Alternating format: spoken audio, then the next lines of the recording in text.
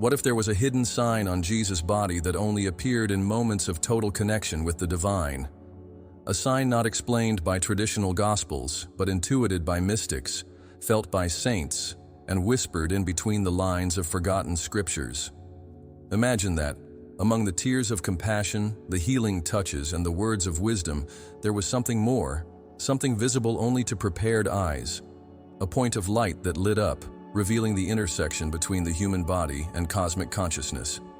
Today we explore what many have called the Eye of Light, a mystery between flesh and spirit, between matter and the eternal. This concept, although it may sound strange to traditional theology, appears under different names in ancient cultures and religions. In Egypt, the Eye of Horus represented protection, wisdom, and spiritual power, symbolizing a central point of inner vision, not physical. In Hinduism, the Ajna chakra, known as the third eye, refers to an expanded perception, capable of seeing beyond illusion. In the mystical Christian tradition, there is no open talk of a literal eye, but of a light that illuminates the inner being. In each culture, the metaphor is the same. There is a sacred center within us that, when awakened, manifests light, power, and communion with the whole. Interestingly, the human body holds clues to this mystery. The pineal gland, for example, located in the center of the brain, has been described by scientists as a biological enigma. René Descartes called it the seat of the soul. And not without reason. This small gland, which regulates sleep rhythms and secretes melatonin, has photosensitive structures similar to those of the retina. Could this be the biological basis of what traditions call the third eye? Or perhaps the eye of light we speak of is even more mysterious, not physical, but visible in elevated states of consciousness. Reports of mystical states and near-death experiences often mention an intense, gentle, but penetrating light that seems to emanate from within. It is not an external light, but a sense of internal illumination that engulfs the entire body. In some Orthodox Christian traditions, monks talk about the uncreated light, a manifestation that appears during deep prayers where the body seems to radiate a sacred presence. This is not a metaphor. There are historical records of witnesses who saw with their own eyes a luminosity surrounding certain spiritual masters in a state of ecstasy. When speaking of the body of Jesus, it is common to see it as a symbol of sacrifice or miracle, but rarely as a vehicle of energetic expression. However, upon closer inspection, certain moments of his public life reveal signs of something extraordinary manifesting physically. The episode of the Transfiguration, for example, describes Jesus with a face shining like the sun and clothes white as light. What would this light be if not a visible expression of a sublime internal energy? Moreover, why were only some disciples able to witness this phenomenon? Were they tuned into a frequency that allowed them to see something that others couldn't? The tradition of the Essenes, a group with which Jesus possibly had contact in his youth, taught about the body as a sacred instrument. Physical purity was seen as necessary to access higher dimensions of reality. Within this view, the body is not an obstacle to spirituality, but a channel. And what if Jesus mastered this art to such an extent that subtle signs became visible in moments of intense prayer or connection with the Father? Some apocryphal accounts speak about Jesus' gaze as something that penetrated the soul. Was it just a force of personality, or was there something literally different in his eyes at certain moments?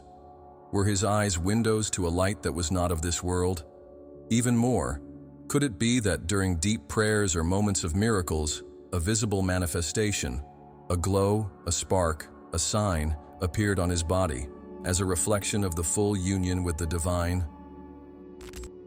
Imagine a moment when Jesus' forehead emitted a golden glow, as if a point of light were lit between his eyes.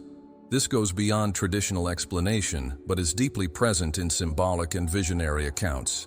This light could be the eye of light, a sign of the moment when the human becomes one with the eternal, a trace perhaps of Christ consciousness in full manifestation. Reports from other spiritual masters, such as Sri Ramakrishna or Francis of Assisi, speak of similar phenomena. In moments of deep connection with the divine, their bodies radiated heat, light, and even aroma. If this happened to them, why not with Jesus at an even higher degree? After all, he is seen by many not just as a master, but as the embodiment of divine light itself. Wouldn't it make sense for his body to express this light directly?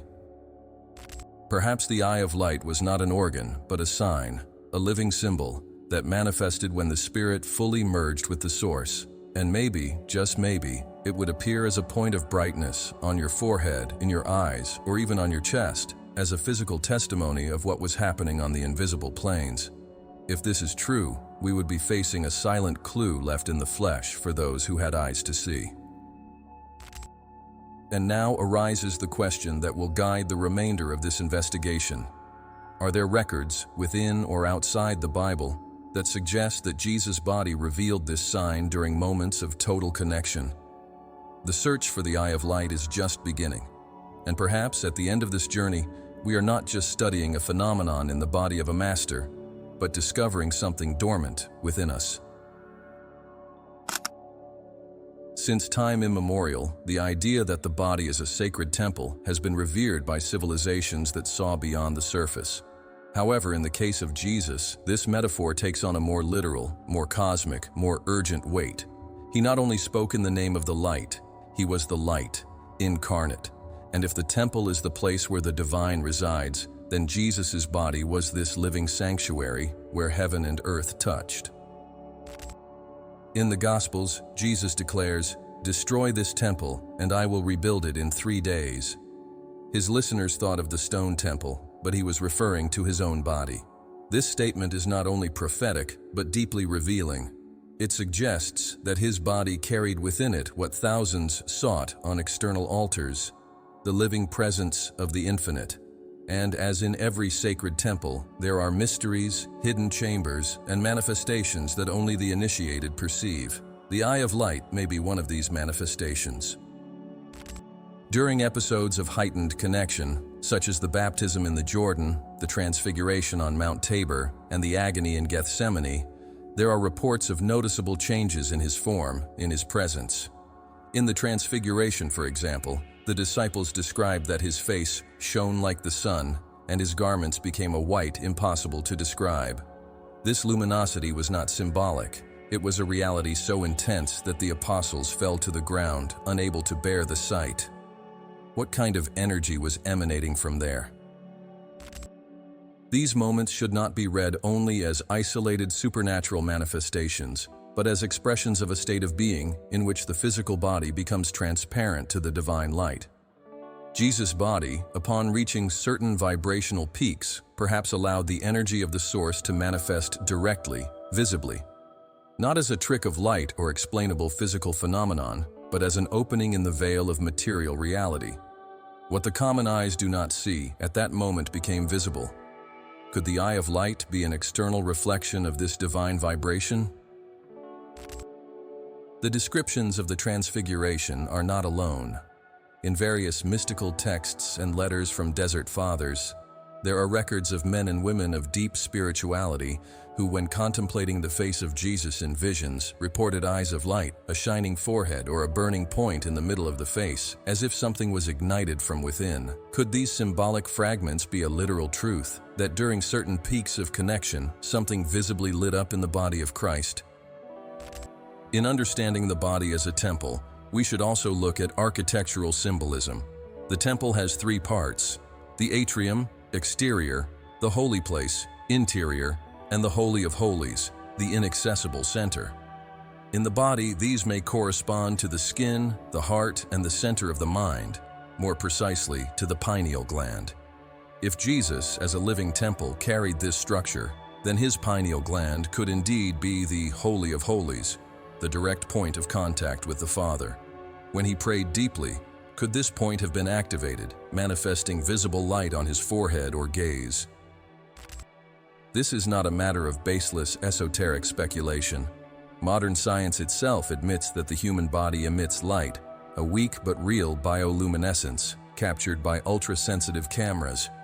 What's to prevent this light from increasing in states of heightened consciousness? Mystics and saints report such experiences. bodies that heat up intensely, lights around the head, eyes that glow like fire. Francis of Assisi, Teresa of Avila, Padre Pio, all of them showed at some point physical signs of deep spiritual states. Wouldn't Jesus, being the source, have done this on an even more sublime scale? During his healings, he touched, looked, spoke with unique intensity. The Gospels speak of virtue coming out of him. This word, virtue, in Greek is dynamis, the root of dynamism and energy. It was not just an abstract spiritual force. It was something that flowed from his body, something that other people physically perceived. The woman who touched his cloak and was healed felt it, at the same time as he felt it leave himself. Is there an energy field that moves in states of deep prayer, a field that manifests as light, heat, vibration? In the Christian mystical tradition, there is talk of the glorious body, a form of post-death existence where the physical body merges with the spiritual, becoming radiant, without material limitations. But perhaps Jesus manifested this state while still alive. Maybe, in moments of total connection, his body transcended the boundaries of common biology and became pure presence, pure light. The eye of light, in this case, would be a pinpoint reflection of this glorified state emerging in the here and now. The key lies in understanding that the body was not, for Jesus, a mere vessel. It was an instrument, a language, a bridge, and an altar. It was through the body that he healed, forgave, taught, and also through the body that he expressed the mystery of the Incarnation, God becoming flesh, and flesh becoming light. Thus, any visible manifestation that emerged, a light, a glow on the forehead, a visible warmth in the eyes, was not a device, but a natural consequence of a total connection. Even in crucifixion, a moment of extreme pain, there are later reports from witnesses who spoke about Jesus' face shining mysteriously. In the Ethiopian and Coptic tradition, the image of a Christ who, even in death, emits light is preserved. Could pain, paradoxically, be the point where the purest light is revealed? And what if this eye of light was not an organ or part of the body, but a manifestation that appeared in moments when the soul fully surrendered to the Father? If we consider the body as an extension of the soul, then Jesus lived in complete transparency between the two. He was an incarnate spirit without separation. His body was not an obstacle, but a channel, a conductor, and each cell, perhaps, vibrated in resonance with the divine light. The eye of light would then be the visible sign of this vibration, a window between worlds, a physical reflection of spiritual union. We are used to thinking that the signs from God are external, but perhaps the most sacred signs have always been within the body, waiting for the right moment to shine. Jesus, as the living temple, might have shown the world that the light we seek in the heavens could very well ignite within us. What would happen if the texts that could forever change our understanding of Jesus had been deliberately removed from history? And what if within these forgotten manuscripts, hidden in caves, burned by empires, or sealed by councils, there were descriptions of an extraordinary phenomenon that manifested in the body of Christ? A sacred sign, visible light, a living portal, the eye of light, that only those who were ready could see. The canonical Gospels, although profound, represent only a fraction of the teachings and events from the time of Jesus. The rich and extensive oral tradition was systematically filtered and suppressed over the centuries, especially from the Council of Nicaea, 325 AD, and subsequent councils, which shaped a specific and controlled version of faith. It was then that the so-called Gnostic Gospels and apocryphal texts began to disappear from the public sphere, not because they were false, but because they spoke of something dangerous, the divine power within the human being. Among these texts, the Gospel of Thomas stands out for not narrating miracles or the Passion of Christ, but for presenting a Jesus who guides his disciples to know themselves as a way to find God. The famous quote, "He who knows himself deeply will know everything," reveals a master who pointed to the inner self as a sacred place. This is a key point, the body as a temple, self-knowledge as revelation. A teaching like this suggests that enlightenment is not an external event, but something that arises from within the being itself, perhaps visible as a sign of light. In the Gospel of Philip, there is an enigmatic statement. The light of truth does not shine for everyone. It is born within man and manifests itself through the body. This sentence, seemingly simple, carries a revolution.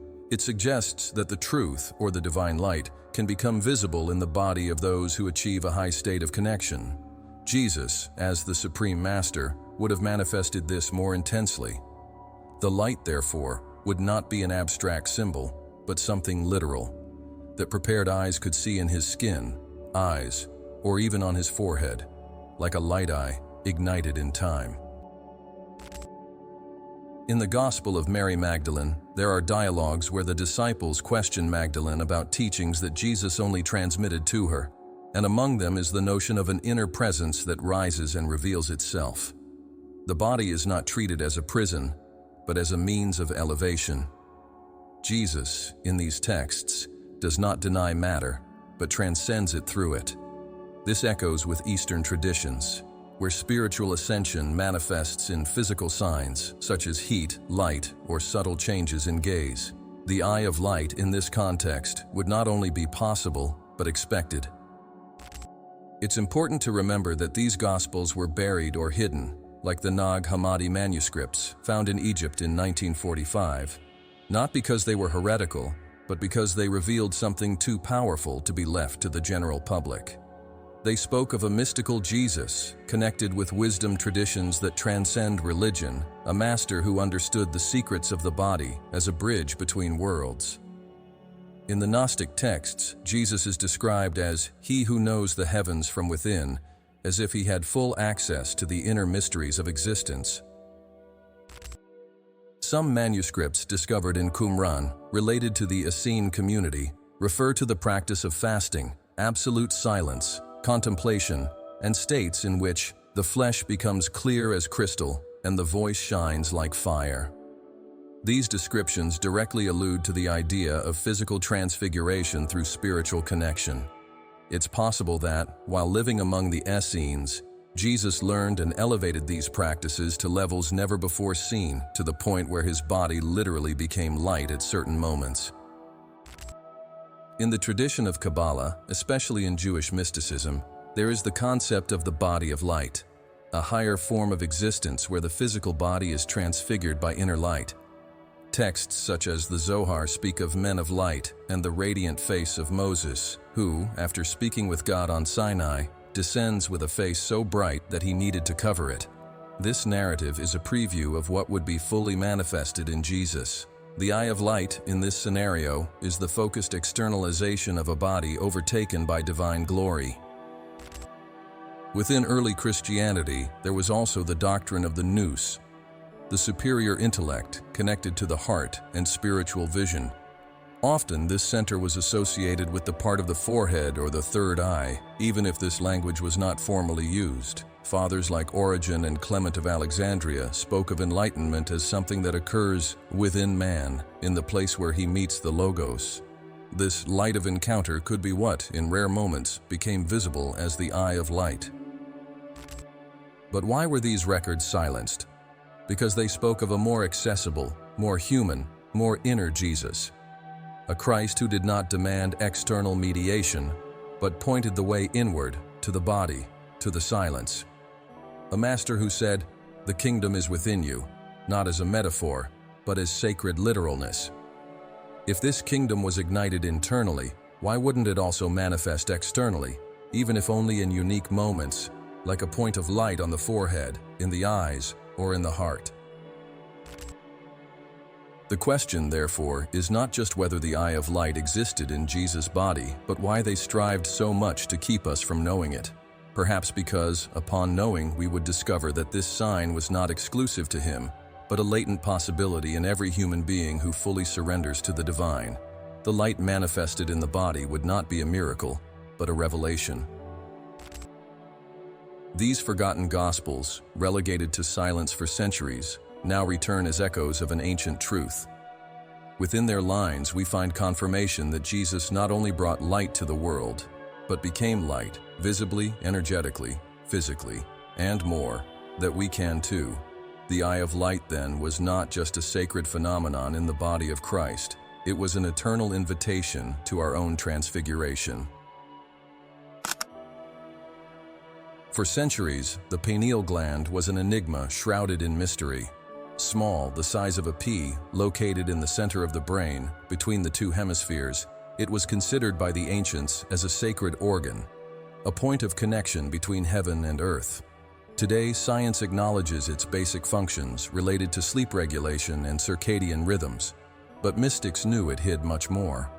For many, it was the throne of the soul, the seat of the spirit in the physical body. And, for some scholars of mystical Christian spirituality, it could have been the exact location where the eye of light manifested in Jesus.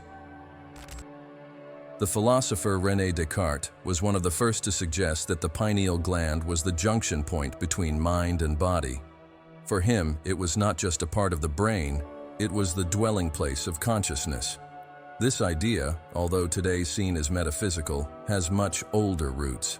In ancient Egypt, the symbol of the Eye of Horus presents, in its stylized form, a remarkable resemblance to a cross-section of the human brain showing the pineal gland. Coincidence or inheritance of ancestral knowledge about the role of this gland as an organ of spiritual perception?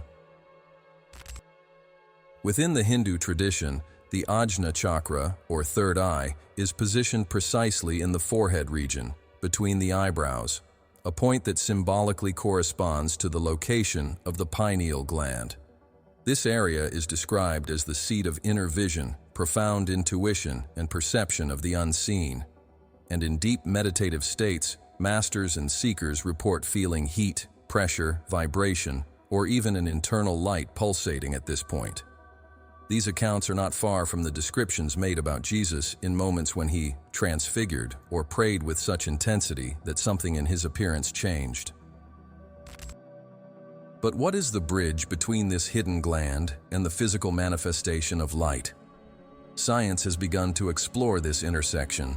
The pineal is one of the few structures in the human body that contains apatite crystals, minerals that, according to research, possess piezoelectric properties.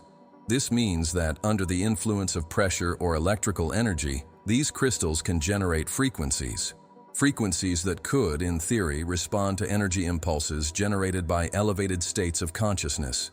Jesus, in deep communion with the Father, could have activated this structure to levels that we still do not understand, and the result of this would be real internal light, perceptible to trained eyes.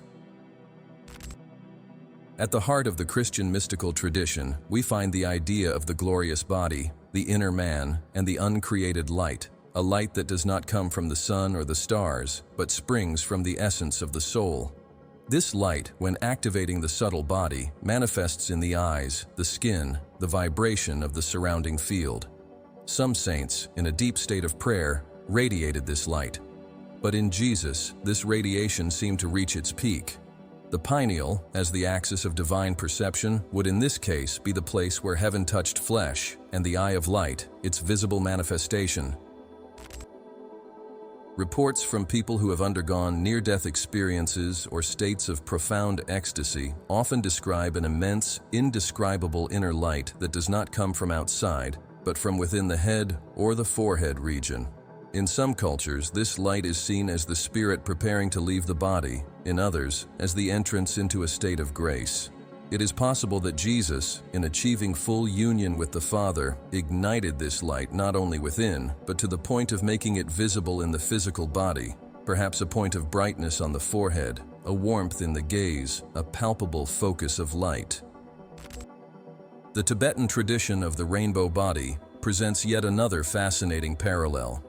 Advanced Buddhist masters, upon reaching supreme enlightenment, enter a state where their physical bodies become light, literally. There are accounts of monks who, upon dying in deep meditation, left behind only nails and hair, while their bodies simply dissolved into light. A similar phenomenon may have occurred in the resurrection of Jesus, but signs of this process may have already been present before, in intense moments of connection manifesting as a visible eye of light. It's important to understand that the light we're discussing here is not merely visual, it's vibrational. It carries information, wisdom, love. It is the physical expression of pure consciousness. When Jesus said, "I am the light of the world," perhaps he was affirming this not only spiritually, but also biologically, vibrationally, visibly. His body, perfectly attuned with the Spirit, was a channel through which this light flowed without obstacles. And the pineal gland, as the center of perception and energy emission, was the door through which this light manifested to the world. There is also an alchemical aspect to this process. The ancient alchemists spoke of the philosopher's stone as a symbol of the union between spirit and matter. For some, this stone was the pineal gland itself, a hidden jewel in the temple of the body, which, when awakened, transmuted the being.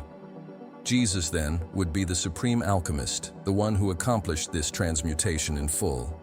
And as a result, his body became light, and a point of this light, the eye of light, visibly manifested at key moments.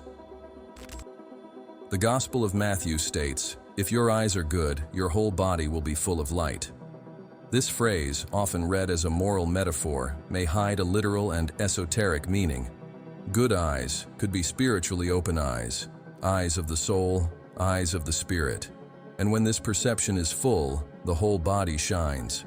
In Jesus, this state was not occasional, it was his essential nature. His body was constantly filled with light, but at certain times, this light overflowed, crossed the skin, the eyes, the forehead, and became the eye of light. The pineal, therefore, is more than an anatomical center. It is a convergence point between dimensions, a living door between the human and the divine. And the eye of light would be the moment when this door opens, not only for perception, but for manifestation. In Jesus, this process was so absolute that his body not only perceived God, it expressed God, and this expression, at times, became visible. It's no wonder that so many mystics throughout history have sought to awaken the pineal gland. Through meditation, fasting, prayer, contemplation. They were not seeking powers, they were seeking light. The light they saw in masters, they felt in visions, they perceived in forgotten writings. And perhaps, just perhaps, it ignited like a sacred fire in the center of Jesus' forehead, the eye of light, in moments when heaven merged with flesh. What if the eyes that saw Jesus were not just witnessing miracles, but experiencing a phenomenon that went beyond the comprehension of the senses? And what if, in those moments of healing, forgiveness, and total presence, something was ignited, not just in the spirit, but in the physical body? A focal point of light, perhaps on the forehead, perhaps in the eyes, that could only be seen by those who had their inner sensitivity activated? This is not about a fantasy, but something subtle, consistent, and, as all indications suggest, documented by fragments of testimonies throughout history. When we read the Gospels with a careful eye, we notice that Jesus' actions always involved a field of presence that transcended common understanding. When the hemorrhaging woman touches his clothes, Jesus doesn't just notice, he says, "I felt power go out from me." In the original Greek, the word is dynamis, energy, virtue. This indicates that, upon touching his body, something invisible, yet real, was transmitted. A vital force, a healing light. And this power was not just spiritual, it seemed to have a physical component, almost tangible. The eyes of Jesus are also a recurring focus of attention in ancient accounts. Several non-canonical texts mention that Jesus' gaze penetrated the soul, as if something emanated from him. This perception goes beyond the psychological impression and enters the spiritual realm, as if his eyes reflected a luminous, living, pulsating intelligence. There are ancient records that during intense prayers or moments of revelation, his eyes would change in hue or glow unusually. Could this be the external reflection of the eye of light, a radiation that escaped from the soul's eyes in a state of full fusion with the Father? In Byzantine and Orthodox iconography, there are ancient paintings of Christ Pantocrator where Jesus' forehead displays a small golden circle or point of light. This symbol, although artistically treated, may be a visual echo of an oral tradition. the idea that a sign appeared on Christ's forehead in states of prayer or revelation. This circle may represent more than divinity. It could suggest that, at certain times, a beam of light literally projected from Jesus' forehead, visible to the eyes of those who shared his vibration. Christian mystics like Hildegard of Bingen, St. John of the Cross, and Teresa of Avila reported visions with beings of light and celestial figures in which the face and forehead radiated splendor. Many of these accounts, when referring to Christ, describe a spark in the center of the face, as if a living point of spiritual fire was ignited at the moment of revelation. For Teresa of Avila, the vision of Christ in prayer was so intense that it seemed as if his skin disappeared, giving way to a presence made of light. What did she see? A symbolic vision or a reflection of a true manifestation, which other pure souls also captured over time. The Transfiguration is the highlight of these accounts. 3 disciples, Peter, James, and John, ascend with Jesus to the mountain. There, he transforms before them. His face shone like the sun, and his clothes became white as light. This description is not metaphorical, it suggests a visible and real phenomenon. Jesus' entire body emits a light so intense that the disciples fall to the ground. And it's interesting to note that only 3 of them witnessed the event. Why? Perhaps because they were more spiritually prepared, more sensitive to higher frequencies. Or maybe this type of manifestation can only be seen by those whose inner perception has already been activated. Other energetic phenomena described by saints and spiritual masters may shed light on this mystery. There are reports of people in deep prayer who experienced intense waves of heat, brightness in the environment, or even sudden flashes on their own bodies. In ancient monastic communities, monks reported that during moments of mystical ecstasy, certain brothers emitted perfume, soft light, or unusual heat.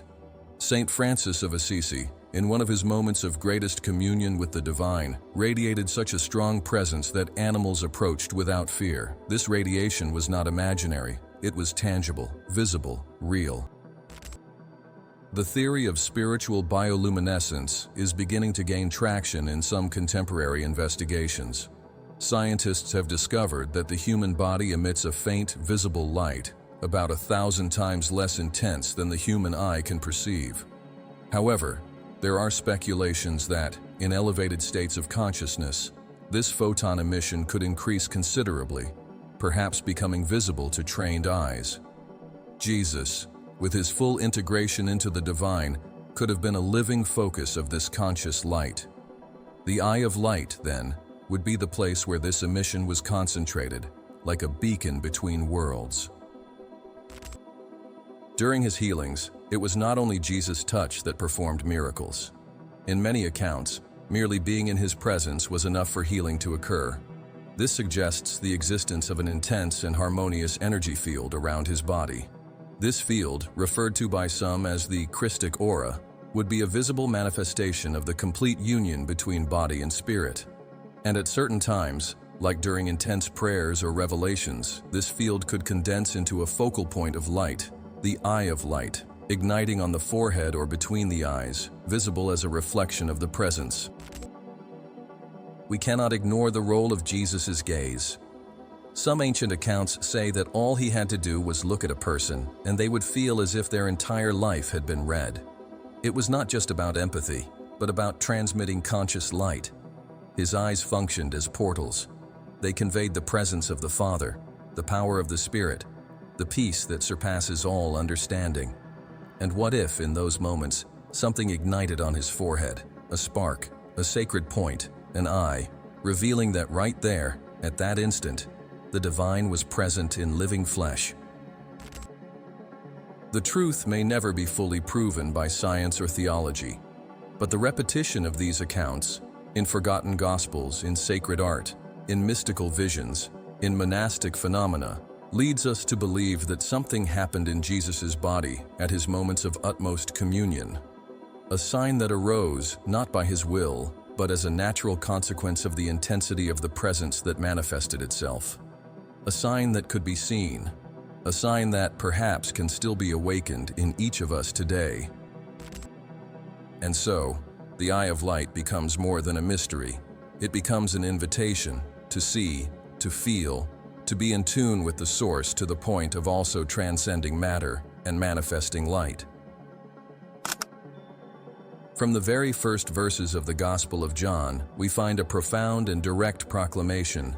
In him was life, and the life was the light of men. The light shines in the darkness, and the darkness has not overcome it. This is not just a beautiful metaphor, it's a radical theological statement that places light as the very substance of life that Jesus carries and radiates. For early Christians, light was not just a symbol of goodness or truth, it was the Word itself, the incarnate Logos. This light described in John was not an abstract idea. It was a living, active, perceptible presence. Jesus did not just say, "Follow me." He stated, "I am the light of the world. Whoever follows me will not walk in darkness." This I am, a direct echo of the divine name revealed to Moses in Exodus, joins the concept of light as essence and guide. Therefore, Jesus not only brought light, he was the very conscious manifestation of the divine light. The eye of light, in this context, would be the point where this light became visible as a result of its uninterrupted union with the Father. Early Christian theology saw light as the language of creation. God said, "Let there be light," and light was the first manifestation of the cosmos. Before matter, form, and time, there was light. Thus, when Jesus declares himself the light, he is not merely referring to spiritual illumination. He is identifying with the generative principle of existence. This changes everything. If he is the primordial light in human form, then his physical presence is imbued with this light, and the eye of light would be the convergence point, the place where this light manifests between flesh and eternity. In the Synoptic Gospels, it is on the Mount of Transfiguration where this light reveals itself in its most evident form. In front of Peter, James, and John, his face shone like the sun, and his clothes became as white as the light. The use of sunlight as a comparison is not random. The sun, to the ancients, was the visible symbol of God, constant, omnipresent, life-giving. Jesus, in transfiguring, not only shines, he becomes the sun, becomes the visible essence of divine light. And the most mysterious detail remains. Why did only 3 disciples witness this? Perhaps because this manifestation requires eyes trained to see. The mystical tradition of the Church, both in the West and the East, has always kept alive the idea of the uncreated light. A light that does not belong to this world, but manifests itself in moments of intense union with God. Hesychast monks on Mount Athos reported that when practicing the prayer of the heart for hours, sometimes days, in silence and deep contemplation, a light would appear, not coming from candles or the environment, but from within their own bodies. They believed they were touching the same light that enveloped Jesus in the Transfiguration, a light that does not burn, but consumes the ego, that does not blind, but reveals. This uncreated light is not matter, it's presence. It's the substance of the divine spirit in visible form. In Jesus, it becomes so incarnate that it permeates the skin, the eyes, the energy field, becoming perceptible, perhaps as the eye of light. And we're not talking about a metaphorical light. This light is mentioned by saints, priests, and mystics who, upon entering deep communion, experienced flashes, inner glows, a heat that vibrated and enveloped, as if the forehead, the center of the eyes, or the heart became points of spiritual emission. In patristic theology, there is another dimension that strengthens this view. Gregory of Nyssa, for example, spoke of the invisible splendor that dwells within man. Irenaeus of Lyons said that the purpose of the incarnation was to make the invisible visible, to allow man to see with his eyes what only the spirit could contemplate. And Origen, in one of his reflections, stated that the light that manifests in the eyes of the righteous does not come from this world, but from above. When we apply this to Jesus, we are not only facing an enlightened master, but a light that has become flesh. In Christian mysticism, there is also the concept of the glorified body. After the resurrection, Jesus is no longer limited by common physical laws. He appears in closed environments, his form is recognized and, at the same time, not recognized. This suggests a transformed body, a body of light. But what if this body was not created after death, but was always present in Jesus, revealing itself at specific moments, as anticipations of eternity? The eye of light could then be a visible point of the glorified body temporarily emerging in the physical world. When Jesus says, "The pure in heart will see God," he is not promising a future and distant vision. He speaks of a vision in the present. And if the purity of heart activates inner eyes, capable of perceiving hidden dimensions, then perhaps some of those who followed him saw the light, literally. They saw his forehead radiate a point of heat, his eyes light up with flames of wisdom, his body transfigure in the presence of the Father. The eye of light would thus be the visual response to silent prayer, a visible reflection of total surrender to the source. This light also carries a deeply relational aspect. It is not individualistic. It involves, heals, reveals, calls. When Jesus looked at someone, he did not just see, he revealed who the person truly was. His gaze was light, his word was light, his presence was light. So, when we talk about the eye of light, we are talking about a focal point where this light condensed, like a miniaturized sun, radiating truth and love onto those who faced it with an open heart. Furthermore, this light was not just what Jesus manifested, it was what he saw. He saw through the eyes of light. He perceived the divine spark in sinners, in the sick, in the abandoned. His eyes saw what the world ignored, and perhaps, upon achieving this total vision, a sign would manifest in his own body, as a mirror of the light that he projected to the world. The eye of light would then be a sign of a gaze that sees everything and illuminates everything. Completing this part does not mean ending the topic, but rather expanding consciousness even further. The light in Jesus was not an ornament, it was identity, and the eye of light, far from being a fantasy or vague symbol, may have been a window for the invisible becoming visible, the Logos shining through the flesh. A divine reminder that the light is not only in the sky or in the words, but can live, pulse, and ignite within us. When we look at Jesus not just as a historical figure but as a spiritual mirror of awakened humanity, a provocative truth emerges. What manifested in him was not exclusive, it was an example, not as something to be worshipped from afar, but as a reality to be cultivated within each one of us.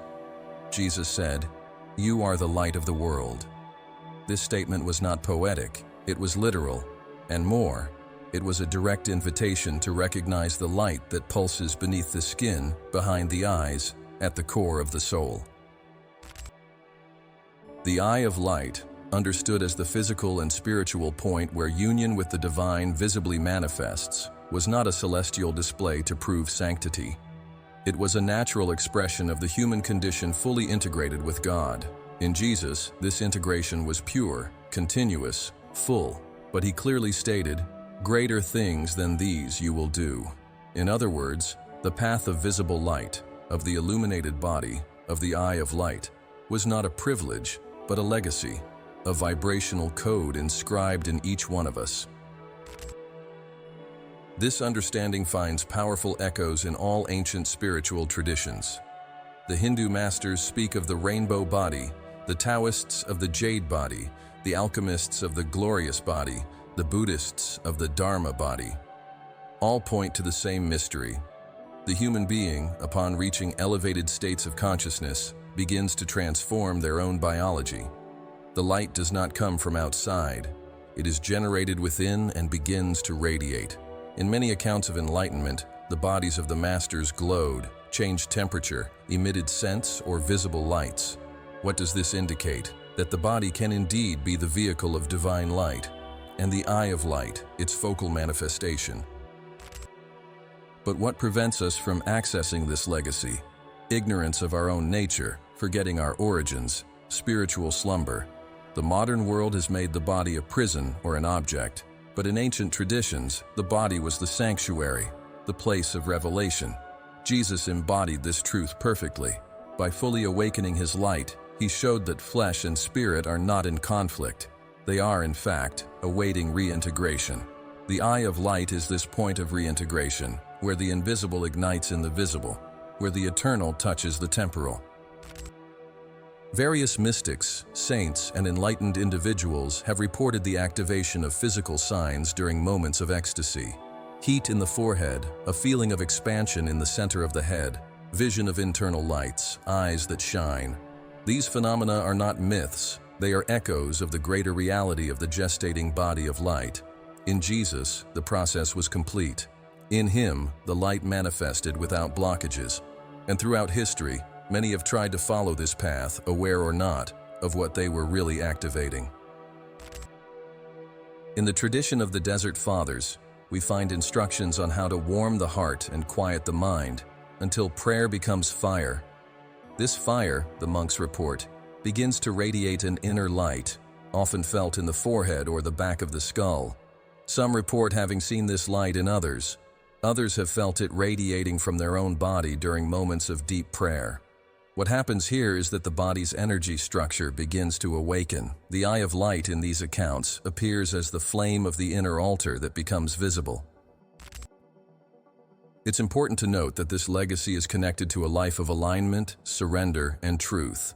The body of light is not constructed with external techniques or mechanical practices, but with purity of intention, inner silence, and real love. The eye of light is not an ornament. It is the result of a state of deep presence. In Jesus, this state was constant. In saints and seekers, it emerged in sacred moments.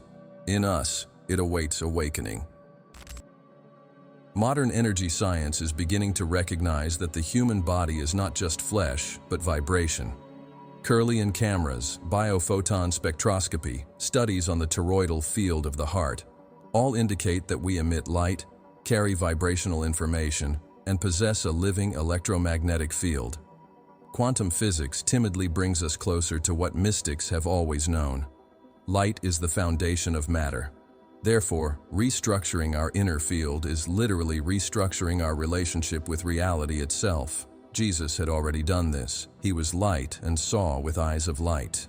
The eye of light is the expression of this enlightened view that sees the world as God sees it. This legacy also manifests itself in love. The true light does not shine to exalt the ego.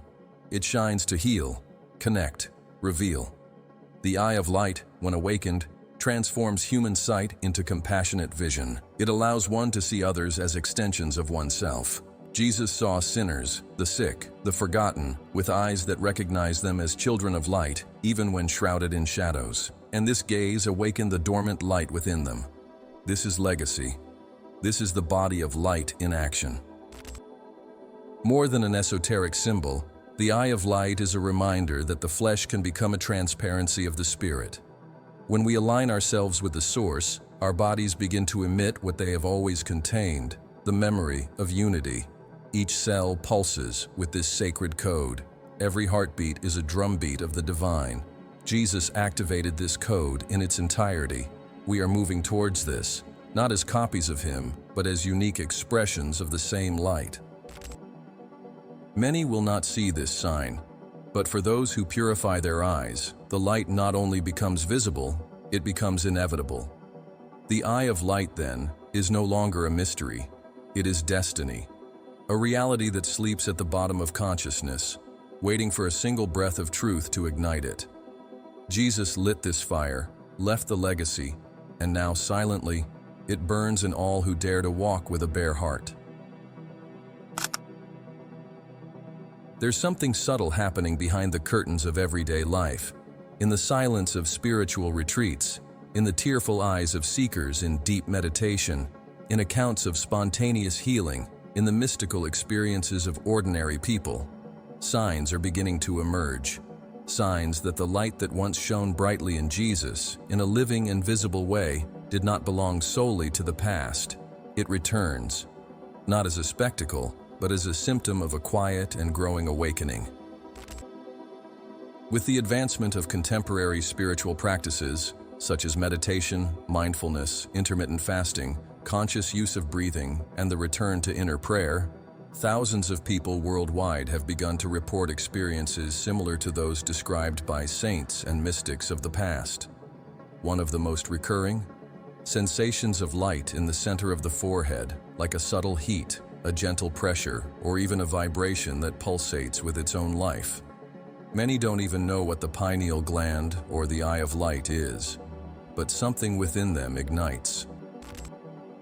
In silence retreats, such as those conducted by Vipassana meditation masters, Christian contemplative spirituality schools, or independent groups around the globe, it is common for practitioners to report internal visions of intense light, sudden clarity, spontaneous weeping, or a light that seems to emanate from the being itself.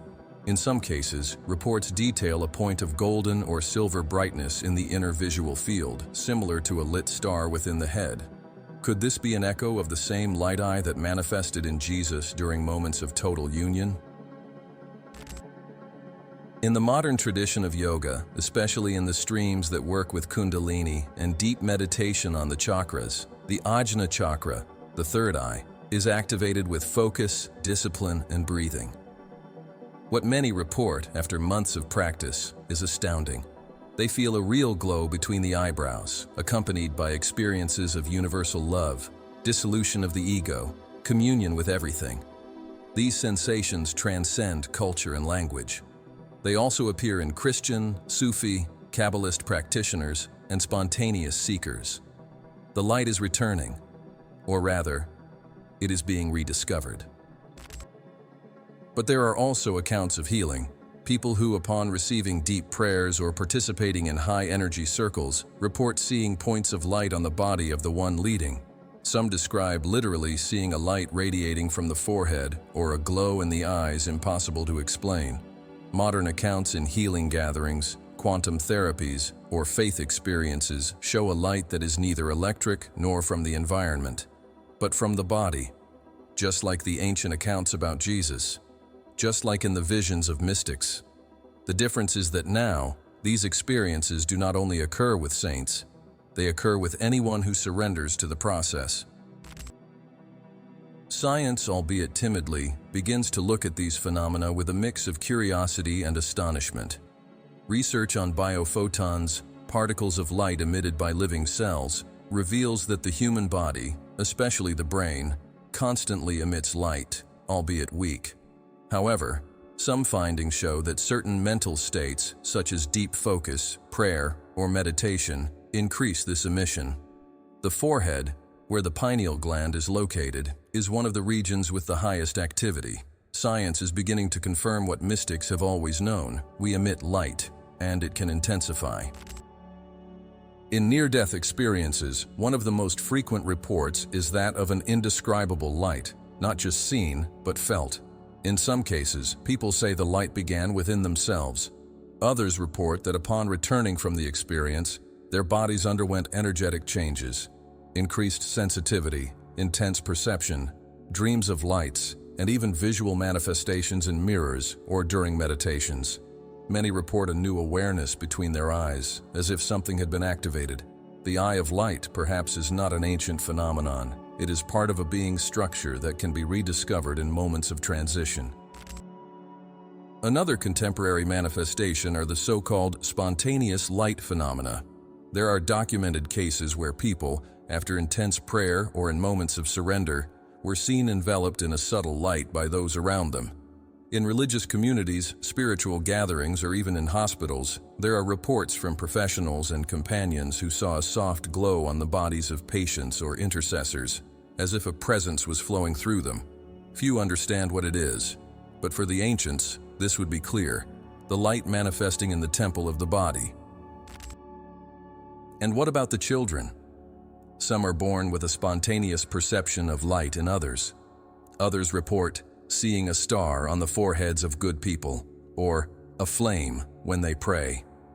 It is dismissed as fantasy, but perhaps it is pure perception, a type of vision that the adult world falls asleep to over time. This reinforces the idea that the eye of light is not something that needs to be created. It already exists, but must be unveiled. The child's presence, free from conditioning, is a living reminder that light is our natural inheritance. In modern spiritual movements, from mystical Christianity to vibrational therapies, we see a resurgence of this search. People don't just want to believe, They want to feel, see, live the light. This has led many to practices of introspection, fasting, contemplation, sacred chanting, and worship in profound silence. In many cases, reports emerge of visible brightness in the eyes, a sensation of light around the head, internal flashes. We are facing a new cycle of human spiritual awakening, a time when the invisible begins to manifest itself again, as if humanity were, little by little, reigniting the collective eye of light. But this awakening is not about spectacle, it's about remembrance. Remembering that we are made of the same substance as light, that we were shaped in the silence of eternity, that there is a point in the body, a sacred intersection between mind, heart, and spirit, where this light can ignite. In Jesus, this point was full, constant, absolute. In us, it waits. It waits for a listening, it waits for a surrender. It waits for us to stop searching outside and start looking inside, until the very act of looking becomes light. Thus, the return of the eye of light will not be through an external miracle, nor by divine decree. It will be through presence, through surrender, through conscious awakening. And when this happens on a collective scale, not just in isolated individuals, the world will once again see what it saw in Jesus on the mountaintop: a body that shines, a light that speaks, a forehead that radiates the presence of the eternal. There is a moment in the spiritual journey when the external questions turn into inner silence. When the seeker, tired of signs in the sky, in temples, or in books, finally realizes that the real sanctuary is their own body and the revelation is alive in their own soul. Jesus did not come just to show who he was. He came to reveal who we are and who we can become. Throughout this entire investigation, we saw how the eye of light manifested itself in moments of total connection. It was not a trick, nor an exclusive divine privilege. It was the natural result of a life fully surrendered to the source. In Jesus, this surrender was absolute. His presence did not hide God, it revealed him. And for this reason, when he prayed, when he healed, when he transfigured, the light became visible. A spark on the forehead, a glow in the eyes, a living aura around him.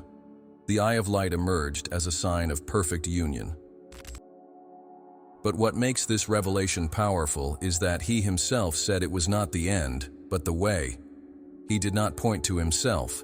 He pointed to the Father, to the kingdom, to what is within you. These words have been repeated, ignored, spiritualized, but rarely taken to their radical consequence. If the kingdom is within, then the light is also within. If the light is, then it can be awakened. If it can be awakened, then the eye of light can also be ignited in you. This point of light, this spark that in Jesus burned like a full sun, exists in every human being. It sleeps, but it lives. It silences, but it observes. And it waits. It waits for the moment when we stop looking outwards, stop seeking proofs, stop seeking external redemption, and we start looking inward, with courage, with truth. The eye of light is not something we acquire, it's something we unveil. It's in the temple of the mind, in the center of the soul, at the point of union between heaven and earth that every human being carries within. The pineal gland, the chakras, the electromagnetic field, the subtle bodies, all of these are symbolic and anatomical expressions of a single spiritual fact. The human body was meant to be light, and not just to carry light, but to manifest it. Jesus proved this, and everything he did, taught, and lived was to remind us of our luminous origin. When we connect with the truth, with unconditional love, with full surrender, even for brief moments, something ignites within us. Some feel this as profound peace, others as clarity, and still others as a literal light that pulses between the eyes or radiates from the skin. All of these are signs, small awakenings of the eye of light. Each one is an invitation to delve deeper, to inhabit the body with more presence, to breathe with more reverence, to live as a living temple. There are those who ask, but why have I never seen this eye of light? The answer is simple and profound, because you are it. The eye of light is not something separate from you. It is your own consciousness when it is clear, centered, and full. It is the way you see the world when there is no fear, no judgment, no attachment. It is how you touch others when there is pure love. It is the presence you become when there is no separation between who you are and what God is. This eye does not see with the physical eyes. It perceives through the spirit. And sometimes, when we are ready, it also manifests in the body, like a light on the forehead, an aura around the face, a silent glow in the eyes. Not to impress, not to prove, but because the truth cannot contain itself. It radiates, and the more truthful your connection, the more you will become a luminous presence. At this point, the search reverses. The signal that was once sought as proof becomes consequence. The eye of light is not the goal. It is the reflection of a pure heart, of a mind at peace, of a body surrendered to divine consciousness. It naturally lights up when you forget yourself as ego and remember yourself as essence. When love becomes your language, listening your prayer, and presence your home. Jesus did not come to be worshipped from afar. He came to be lived from within, and his entire journey was an initiation so that the light he embodied would be ignited within us. The resurrection was not the end of his story. It was the beginning of ours. A beginning that takes place whenever someone, in silence, chooses to connect with what is eternal and alive within themselves. You don't need to see lights to know that it's within you. You need to live as light. And then, without realizing it, perhaps one day someone will look at you and see on your forehead, in your eyes, or in your smile, the same light they saw in Jesus. And then you'll know, the eye of light has returned to shine in the world. Through you. Now that you've embarked on this enlightening journey with us, I want to hear from you, Mind Unfettered. Have you ever felt something different in your body during a moment of deep prayer, meditation, or inner connection? A light, a warmth, a touch that seemed to come from within. Share your experience in the comments, no matter how small it may seem. This space is sacred, and when you share your truth, you activate other seekers who may be feeling the same, but in silence. We are awakening together. The eye of light does not manifest itself alone. It pulses stronger when an entire community begins to see with the eyes of the soul. And if you felt the call, the next step awaits you right here, on your screen. The Brotherhood of Light, the secret knowledge of Jesus that history erased. A deeper dive into the forgotten roots of Christic wisdom, into the connections with the secret schools of light, and into the spiritual heritage that history tried to erase, but that now is resurfacing. Click now and continue this journey with us. The light is alive, and you are a part of it, Mind Unfettered.